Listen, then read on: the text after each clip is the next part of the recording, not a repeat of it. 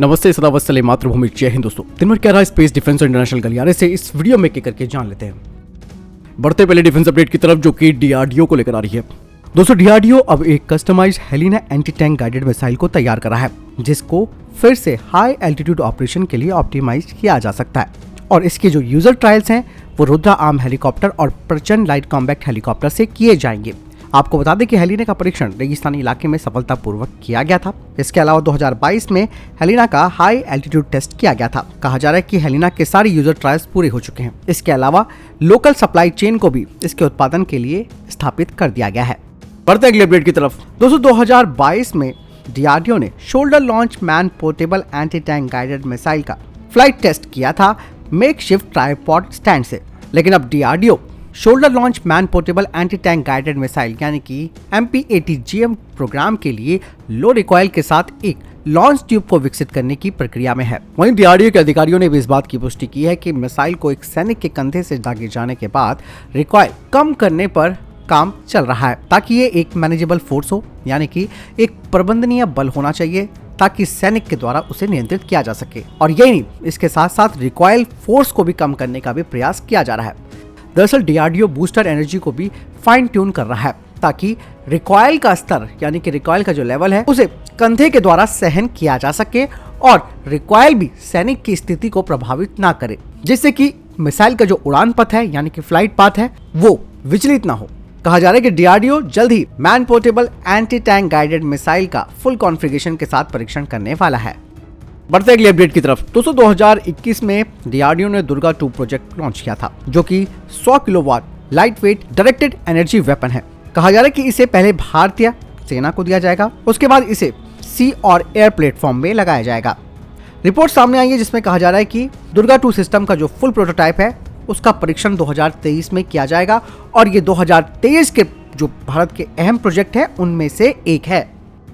बढ़ते अगले अपडेट की तरफ। दरअसल दोस्तों, जेड मोशन ऑटोनॉमस सिस्टम भारतीय वायुसेना को कुछ संख्या में अपने त्रिनेत्र जो लॉइटरिंग मुनिशन है उन्हें देगा, ताकि भारतीय वायुसेना इसके यूजर ट्रायल्स कर सके।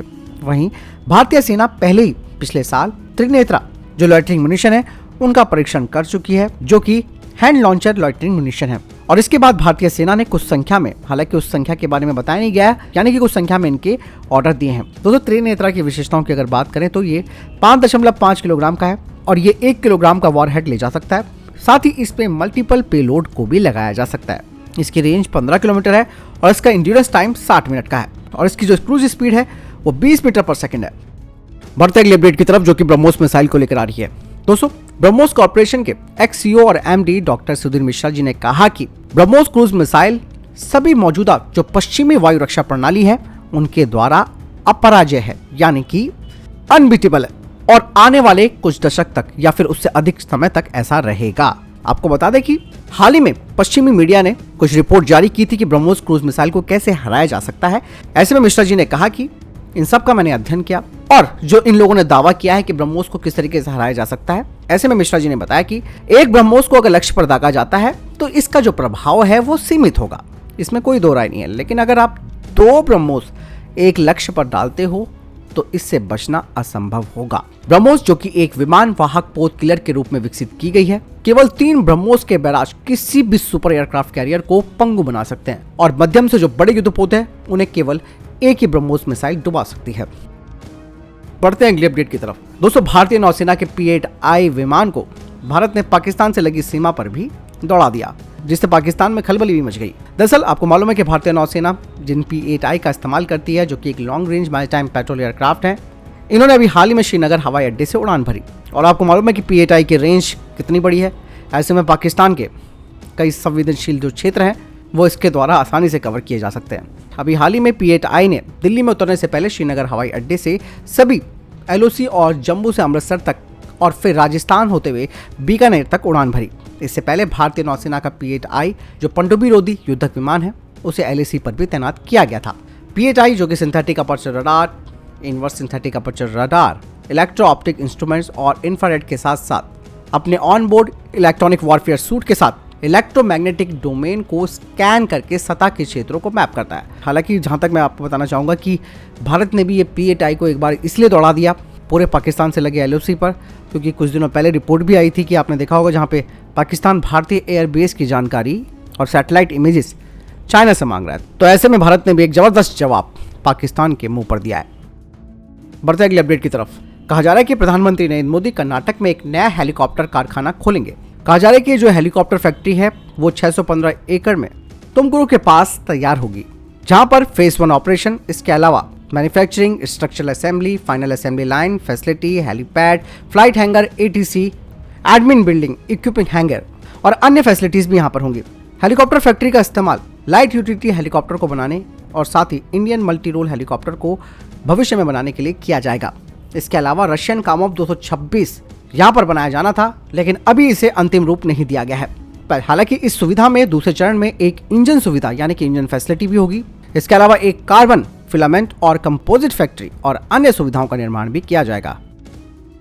बढ़ते अगले अपडेट की तरफ। भारत और जापान दोनों देशों के बीच वायु रक्षा सहयोग को बढ़ावा देने के लिए अगले हफ्ते से जापान के हुयाकुरी एयरबेस में संयुक्त वायु अभ्यास वीर गार्जियन 2023 आयोजित किया जाएगा। 12 से 26 जनवरी तक होने वाले इस हवाई अभ्यास में भारत के सुखोई 30 MKI, 2 C-17 और एक IL-78 विमान इसमें हिस्सा लेंगे। वहीं वीर गार्जियन 2023 एक्सरसाइज में भारतीय वायुसेना की महिला फाइटर पायलट भी होंगी, जो जापान के हवाई युद्ध अभ्यास में शामिल होंगी।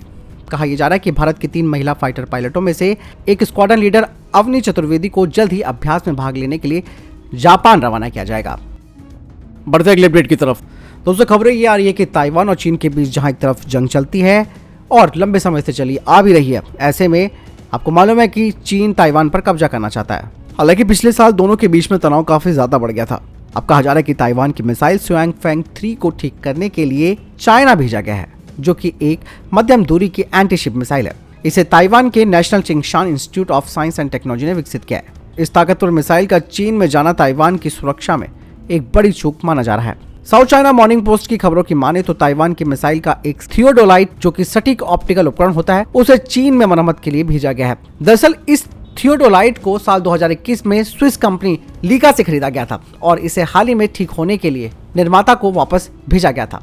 ताइवान की एजेंसी ने कहा कि मिसाइल के उपकरण को वापस भेजने से पहले उसका मेमोरी स्टोरेज कार्ड हटा दिया गया था।